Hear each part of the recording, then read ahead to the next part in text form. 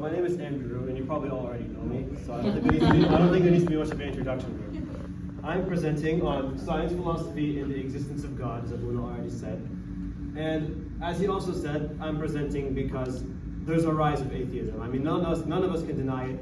Less and less people each year are going to church. And this is going to be bad news for us. Nihna, we're the future of the church. We cannot afford to watch our numbers shrink and shrink, and we lose people to the world. So I have a lot of stuff to go over, so let's start. I want to get some terms right. When I say the word atheism, I mean the rejection of God. I don't mean those people who say lack of belief. I mean like you think there is no God. And when I say agnosticism, those are the people who do not know whether there is God or not. Theism is the belief I am defending here. I am not specifically defending Christianity or Islam or whatever, but theism, that there is a God somewhere out there. Whatever religion it is, there is a God. Because this is what we can arrive through with just philosophy and reason. You will realize in this presentation that I'm not going to build an argument based off of religious sources or the Bible or something like that, but just through sheer reason developed by Muslim, Christian, pagan scholars throughout the centuries. This is specifically monotheism, one God. People often tell us one of the reasons why they say, oh, I am no longer a Christian, is because there's no evidence for God. They'll say, oh, I can't taste God, I can't see God, whatever. But this is not fully true. Yes, we cannot directly test God with our senses, but through our interaction with His creation, it provides the evidence for a greater being, which we can call God. We might as well call it God. And that is the topic of this presentation specifically. I'm explicitly going to address the objection that we don't need God to explain reality, and that science and reason alone can do it without mentioning God. This is not true, as I plan to argue. And science and God even are not competing. You don't have to choose one or the other. And this is the greatest tragedy of our time, is that a lot of people have been convinced of an idea that science and God are opposed, that as science increases, religion has to decrease. This is not at all true, and this is really one of the biggest stains upon modern day philosophy. Science does not prove nor disprove God. Science is strictly how we understand creation, how we understand material beings. It can have no bearing for what is immaterial and what has no inherent sense to it. Science is for what we can sense, what we can observe, what we can measure. It does not say that there is a God inherently, but it does not say that there isn't a God. So we can't just use science to say, oh, we don't need God, or oh, there's definitely a God. Instead, we have to turn to philosophy. Philosophy is just as valid as a form of argument, because it is still based in reason, even if not directly in tangible evidence. Philosophy is still a very sense of reason. And if you say science is better than philosophy, then you're literally doing philosophy and saying that statement, so you already proved yourself wrong. We have also the Bible as well, and people will say the Bible is taken, it's disproved by science. Evolution disproves Genesis, stuff like that. That's not true either, because we are meant to take, not everything of it is meant to be taken literally. And this is not just something we say now because science has gotten so much better. This is something, if you go all the way back, like St. Augustine even he says, he didn't believe in evolution, obviously, because there was no science to back it, but he didn't believe that Earth was created in 6 days. He thought God made everything in an instant. Because some people will say, if the sun was made on the 4th day, what were the other 4 days? I mean, obviously, it's meant to be poetic. You can tell. The Bible itself has the context, and we have the Catholic Church to interpret for us, too, what we need to look from Scripture. Another thing Christians will often do wrong when it comes to arguing for God is what's called the God of the gaps fallacy. This is, for instance, people who say back then, God created lightning, Zeus created lightning. Let's say we're in ancient Greece, Zeus made lightning. And then some smart guy will say, no, it's caused by differences of electrons between the clouds and the ground, etc., etc., kasa. And then Zeus is the one who causes this electron to hit. You see the thing, he's going to move back one step. He kicks the can down the road by one step. This is called the God of the gaps fallacy. And it's wrong for us to do it because you're confining God to an ever-shrinking hole in science. This is not what God means. We should not be trying to fit God as a piece of science. Rather, it's science that fits in Him, based on our philosophical understanding of Him and the world as they are related. Philosophy is what we're doing. And as I said before, it's to arrive at the truth through reason, not inherently through religion, but through reason, which informs our religion. Faith and reason inform one another. They do not contradict. And this is a point I want to drive very clear. If you don't remember anything else from what I said, Remember that faith and reason do not contradict, they inform one another. Many scientists were also philosophers and priests. The guy who discovered the Big Bang was a Catholic priest. They called it the Big Bang to make fun of him because they said, no way, that sounds too religious of an idea to be true. But it was a priest, and you can look it up. Science cannot disprove God, and if you think anything on science does disprove him, you're free to come to me in the Q&A or afterwards or wherever, and we can discuss it all you want. So, let's start actually building up my case for God. If science does not disprove or prove God, then how can we argue to people who don't believe that there is a God? You know, we can't just say, oh, I have faith and he doesn't. We have to move to the world. We're called to be evangelists. We're called to be disciples of Jesus Christ. So to do that, let's begin the case. My case begins with something that we can all see with our very eyes. We can all taste. All science relies on this, and it's change. Now, I don't think anybody here denies change. Does anybody here deny that change happens? That's a no? Okay, let's see if somebody did deny change, what would happen. This man over here is named Zeno. He was an ancient Greek philosopher from before even the days of Socrates. This guy with his magnificent beard denied that change exists. And let me tell you why. You see me on this side of the room right now, right? Now, if I step like this,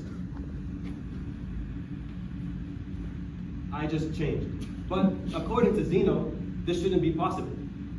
Because to Zeno, for me to walk this distance, I would first have to walk half the distance, and then half of that distance, and then half of that distance, until there's an infinite half of distances. And if it's an infinite half of distances, I shouldn't be able to cross it. But I obviously just crossed it, so something doesn't add up. I mean, unless, reality is lying to us. But clearly I just crossed it. So what gives? What's wrong? What is Zeno missing here that common sense tells us is so true? Well, Aristotle, a lot of you know I love Aristotle. He's like one of my favorites. He made the distinction that yes, those distances all do exist. There is half a distance, there is half of that, there is half of that, there is half of that, but they only exist potentially. This is the first major distinction you have to look at our case. In Aristotle's view of the world and the Catholic Church's view after him, which we adopted from him, there are two ways that something can exist: actually or potentially. They're both real, but one can affect something and one does not have any effects. For instance, I am actually a man. I am actually alive. I am actually all of this stuff. I am actually speaking to all of you. So I actually can cause a change in the world, I can convince you. I can, look at all of you. You all can look back at me. However, I am potentially a doctor. If all of you know, I'm studying to become a doctor. So if you're dying of a heart attack right now, there's not much I can do to stop it right now, unfortunately. So, as a potential, being a doctor does not have any power to, change anything. Change is the actualization of a potential. There are several potential distances that I can walk.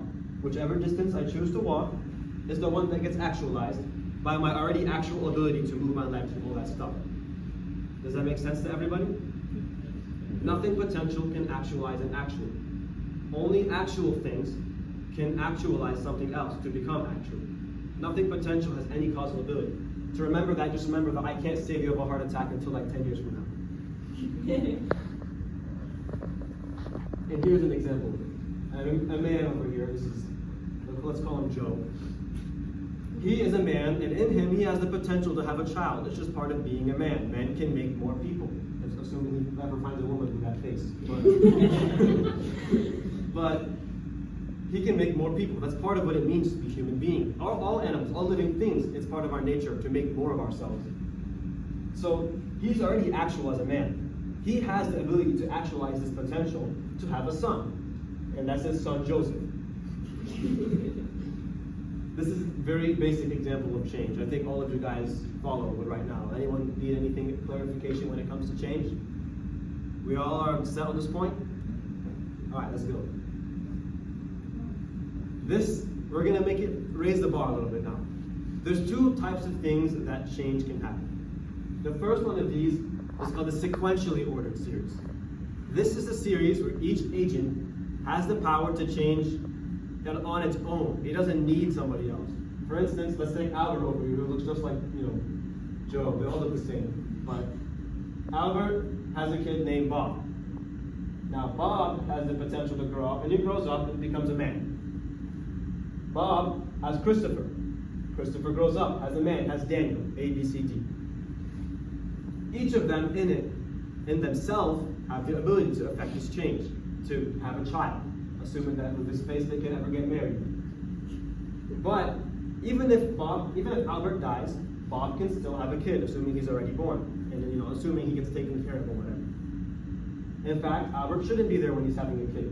But even if Albert is removed, the series can continue. We don't need the beginning. Once Albert is gone and Bob is grown up, it doesn't matter. Once Christopher grows up, Bob doesn't matter. Some people will try to argue that God exists by saying, if we go back far enough, there has to be a start somewhere with this chronological series. But that's actually not the argument I'm going to make, because this type of series doesn't actually have to end.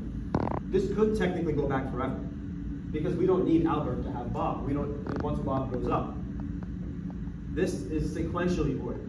Remember that in contrast to the next series. Hierarchically ordered series. Most of us are familiar in thinking in terms of sequentially ordered series. I mean, that just seems like common cause and effect to us. But hierarchical series are a bit more complicated. I was hoping that there would be like better chandeliers in this room to use them as an example, but these ones don't really have any chains on them, so we're just going to use a straw. When you have this chandelier, each chain is holding up the one below it until you get to the candles, which makes sense. That's how it works. If it didn't work like that, it would be pointless. But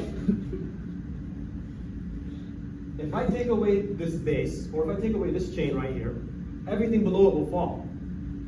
Do you see the difference here? If this was Albert, and this was Bob, and this was whatever, Christopher, even if Albert's gone, the whole thing will fall when it comes to a hierarchically ordered series. Because unlike the sequentially ordered series, where each man has his own ability, the object itself can cause the change. All of these derive their ability to change and keep this causing it to stay up from the base.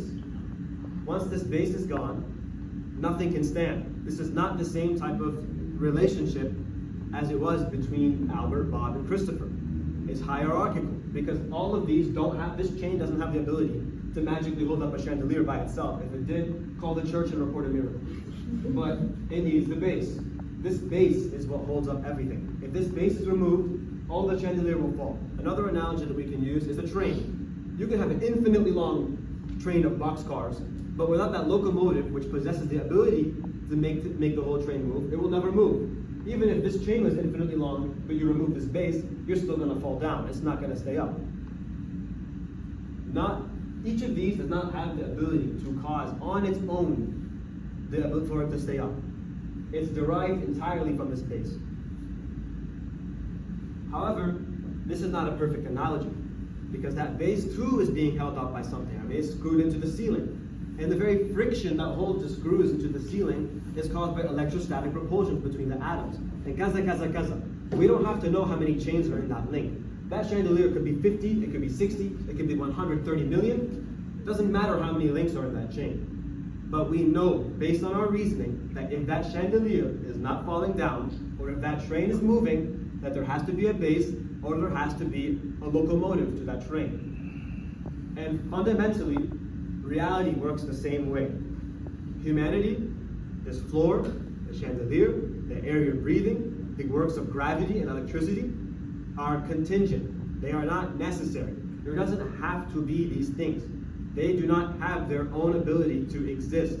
They exist because of outside causes. Gravity exists because two masses of matter attract each other. I exist because the water atoms inside of me and you and all of us follow the laws of physics, which obviously don't have to be the way they are. You can describe me to somebody, and that person doesn't even know whether I exist or not.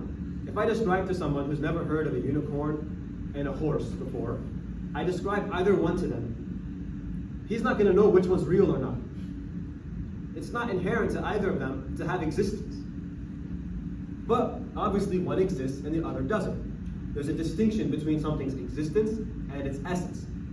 And existence itself is an act. I mean, it's a verb, to exist. Something you have to do. And we don't have this ability from ourselves. So in that way, we too are like the chains in that chandelier. And not just us, but everything that we look at, every atom that we see, every law of nature, it's all like a chandelier. Because that chandelier, there has to be some base. some base that doesn't need anything to survive. Some base where it is existence. You see that? It's not that God is a being. It's not that he's just a being. If you go find somewhere, you'll go find what atheists like to call the sky daddy. I kid you not. That's actually what they call him. That's how they make fun of us. Because they think that we just believe in some Superman. They think we believe in a glorified version of Zeus. But that's not true. Our God in Christianity and the God of all theistic religions is not a being, but it is that which is existence. It is that thing which does not need something else to actualize its potential. Because if it did, then it wouldn't be the base. It would just be a link in the chain, and there would be something above it that had to be God. Does everyone follow? Yes. Make sense?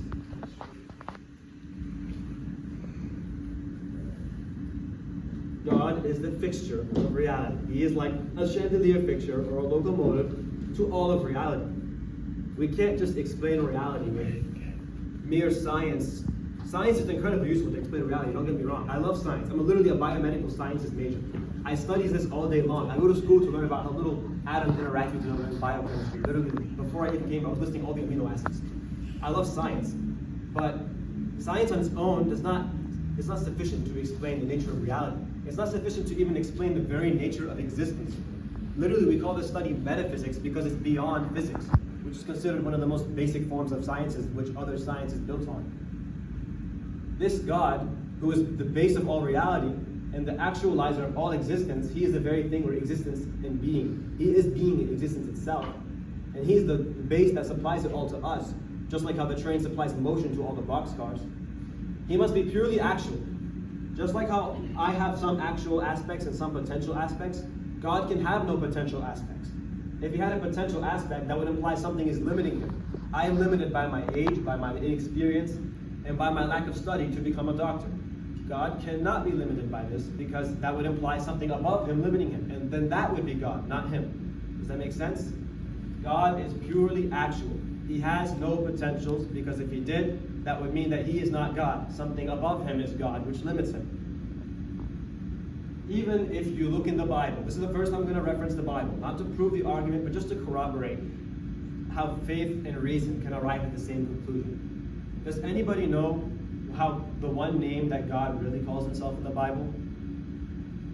When Moses is on the mountain and he sees the flaming bush. I am, Yahweh in Hebrew. Right here. That he is. Do you know what the name Yahweh means in Hebrew? It literally means I am that I am. God's most fundamental name is I am that I am. These solutions that these Greek philosophers arrived at so long before the time of Jesus Christ. Through reason, they came to the same conclusion that Moses came through on faith on the mountain. It's amazing. The two they don't have to conflict. They work together. Aristotle never even knew what a Jew was. If he did, he probably didn't know the Bible that well. He might have seen them maybe because he was an advisor to Alexander the Great. But he was a philosopher first and foremost, and he was Greek. He didn't pay attention. They were like supremacists back then. They thought they were they thought they were better than everybody. He didn't care what some Jews thought. But he was monotheistic. He came through this reasoning to one God existing. He's a pagan, and he believed in one God.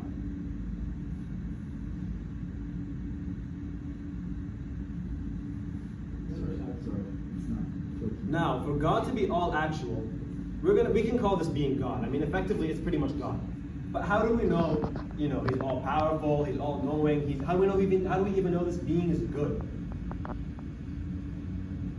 God has to be omnipotent, because if he's not, then again, something above him is limiting him, and that means he wouldn't be God. Whatever's above him would be God. God has to be all-knowing because everything exists because of him. Of course, he's going to know what he's doing when he's making everything. Obviously, there's more advanced arguments to this, but I don't have the time to go over every single one. But he's all-knowing because fundamentally, if he's the one that literally sustains everything, every moment of existence. That chandelier, every moment of its existence is being sustained. That train, every moment it's moving, it's being sustained. God isn't like, oh, I made this and I'm gonna sit and watch it. Every moment you exist, God sustains you. And all of us, and me, and this floor, and this, and this, and that, and the air we breathe, and the laws of physics, and everything. God sustains every moment of its existence. It's not like he made it 13 billion years ago and said, oh, or whatever. He's all good because How good something is how much it fulfills its thing. You know, there's a chair over here that's broken, like if you sit on it, it's going to literally collapse. That's a bad chair because it doesn't do what it's supposed to do, sit on it and not break. This over here is a good chair because if I sit on it, it doesn't break. Same thing with a person. A person who doesn't steal, doesn't cheat, doesn't lie, remains faithful to his wife, and studies, is a good person. He's doing what a human being is meant to do. To come into union with God and his family and all that stuff. That's what makes it good. It's he's acting in fulfillment with his nature. And if God is what assigns to everything its nature, then obviously goodness itself emanates from him. Also, God cannot change. If God changes, that would imply that he either went from better to worse or worse to better, which would mean either way, at one point he wasn't perfect. That means he had some potential, and thus he wouldn't be God. There can also only be one God, because if there's more than one God, that would imply something above it multiplying. Or that would imply that those gods all exist in a framework, which would mean that there's something more fundamental than them, which again, we're back up here. There's only one other God. These are angels or whatever, not God. Now the Holy Trinity is a different subject. I don't plan to talk about it in detail over here. Holy Trinity, we cannot arrive to it from philosophy. Holy Trinity, we believe on account of Christianity because we take Jesus' words in the Bible. But when it comes to God himself, we believe it from philosophy, that there is a God. And God has no parts. It's not that he has knowledge, that he has goodness, that he has omnipotence, but rather he is his knowledge, he is omnipotence, he is goodness. There's no distinction between them and God. These things are all one and perfect. Because if God had parts, that would imply that something is holding them together, which again, greater than him. He cannot be God if anything is greater than him. God is whatever that being is that must exist, that is at the top. Whatever that fixture is, and I'm not claiming to argue I know what it is in this lecture, whatever that fixture is God.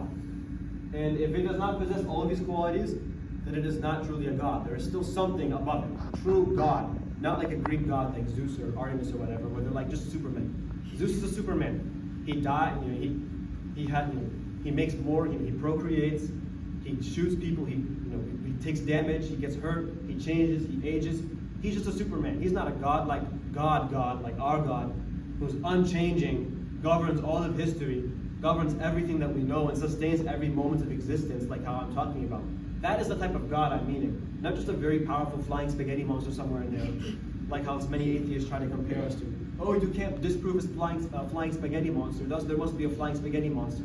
That's not the argument that I'm making. Furthermore, some people will say, well, if God is, this is also intended to address those people who say, well, if God made everything, then what created God?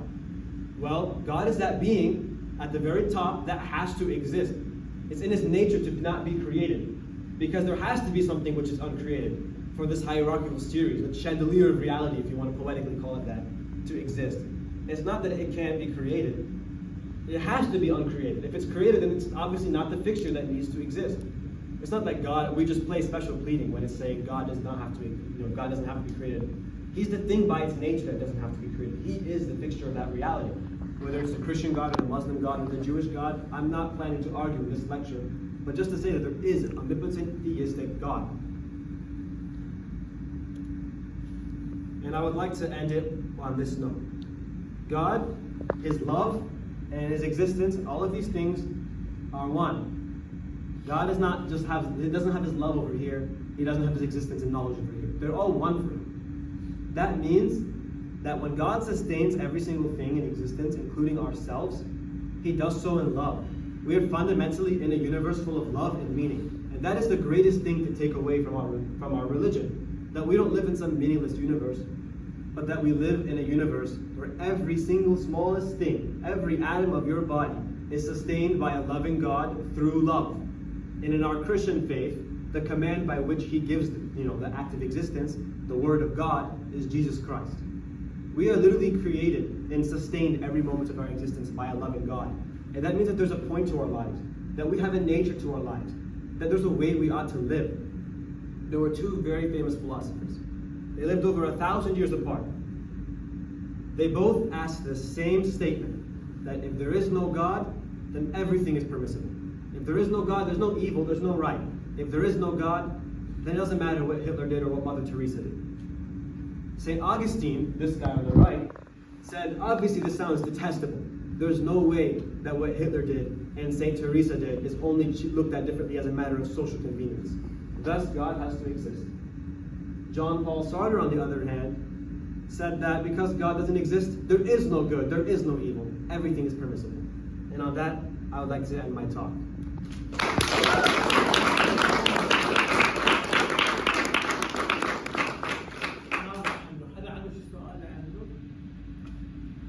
نعم يعطيك العافية شو حضر وشو تعب بوم بوم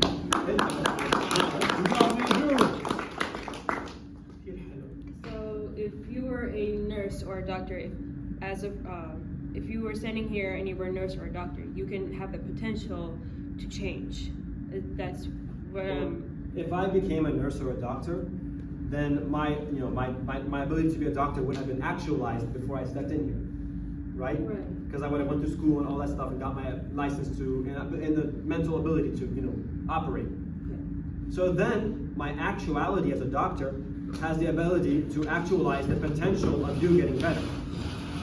See that? After that, my already actual doctorness could allow me to help you by actualizing your potential. But if I wasn't a doctor yet and I still don't know how to do a surgery, then I can't actualize that potential to get better. You just die. To put it bluntly. هلا يلا نمشي على حنروح على كنيسة اسمها يوسف مارونايت كاثوليك تشيرش بأتلانتا سانت جوزيف تشيرش